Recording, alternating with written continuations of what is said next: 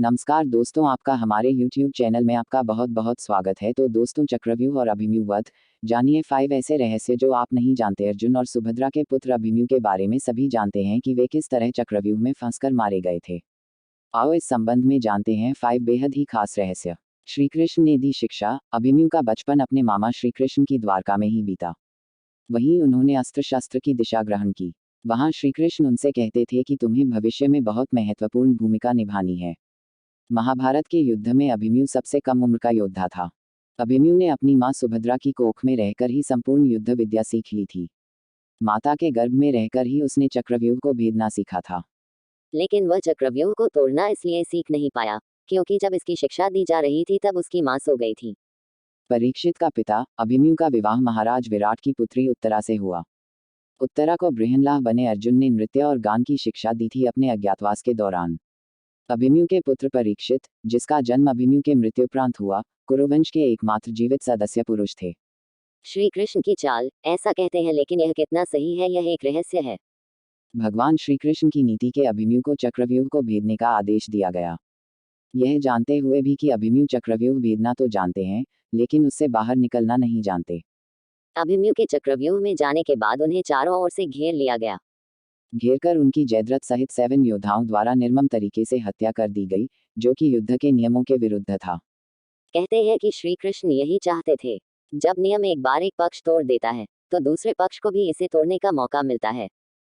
4 लड़ते लड़ते थक गया था अभिमन्यु। प्रारंभ में यही सोचा गया था कि अभिमन्यु व्यूह को तोड़ेगा और उसके साथ अन्य योद्धा भी उसके पीछे से चक्रव्यूह में अंदर घुस जाएंगे। लेकिन जैसे ही अभिमन्यु घुसा और व्यूह फिर से बदला और पहली कतार पहले से ज्यादा मजबूत हो गई, तो पीछे के योद्धा भीम, सात्यकी, नकुल, सहदेव कोई भी अंदर घुस ही नहीं पाए। युद्ध में शामिल योद्धाओं में अभिमन्यु के स्तर के धनुर्धर 2-4 ही थे, यानी थोड़े ही समय में अभिमन्यु चक्रव्यूह के और अंदर घुसता तो चला गया, लेकिन अकेला, नितांत अकेला।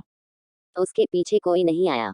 जैसे जैसे अभिमन्यु चक्रव्यूह के सेंटर में पहुंचते गए, वैसे वैसे वहां खड़े योद्धाओं का घनत्व और योद्धाओं का कौशल उन्हें बड़ा हुआ मिला, क्योंकि वे सभी योद्धा युद्ध नहीं कर रहे थे, बस खड़े थे, जबकि अभिमन्यु युद्ध करता हुआ सेंटर में पहुंचता है। वे जहां युद्ध और व्यूहरचना तोड़ने के कारण मानसिक और शारीरिक रूप से थके हुए थे, वहीं कौरव पक्ष के योद्धा तरोताजा थे। ऐसे में अभिमन्यु के पास चक्रव्यूह से निकलने का ज्ञान होता, तो वे बच जाते, या उनके पीछे अन्य योद्धा भी उनका साथ देने के लिए आते तो भी वे बच जाते। लेकिन थकान के कारण वे अधिक जोश और होश से लड़ नहीं पाए।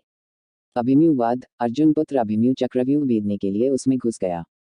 चक्रव्यूह में प्रवेश करने के बाद अभिमन्यु ने कुशलतापूर्वक चक्रव्यूह के 6 चरण भेद लिए।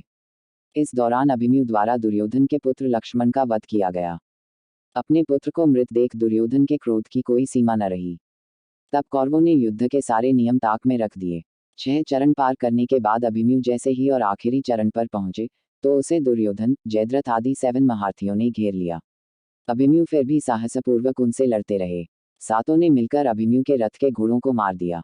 फिर भी अपनी रक्षा करने के लिए अभिमन्यु ने अपने रथ के पहिए को अपने ऊपर रक्षा कवच बनाते हुए रख लिया और दाएं हाथ से तलवारबाजी करता रहा। कुछ देर बाद अभिमन्यु की तलवार टूट गई और रथ का पहिया भी चकनाचूर हो गया। अब अभिमन्यु निहत्था था। युद्ध के नियम के तहत निहत्थे पर वार नहीं करना था, किंतु तभी जयद्रथ ने पीछे से निहत्थे अभिमन्यु पर जोरदार तलवार का प्रहार किया। इसके बाद एक के बाद एक सातों योद्धाओं ने उस पर वार कर दिए। अभिमन्यु वहां वीरगति को प्राप्त हो गया। अभिमन्यु की मृत्यु का समाचार जब अर्जुन को मिला, तो वे बेहद क्रोधित हो उठे और अपने पुत्र की मृत्यु के लिए शत्रुओं का सर्वनाश करने का फैसला किया। सबसे पहले उन्होंने कल की संध्या का सूर्य ढलने के पूर्व जयद्रथ को मारने की शपथ ली।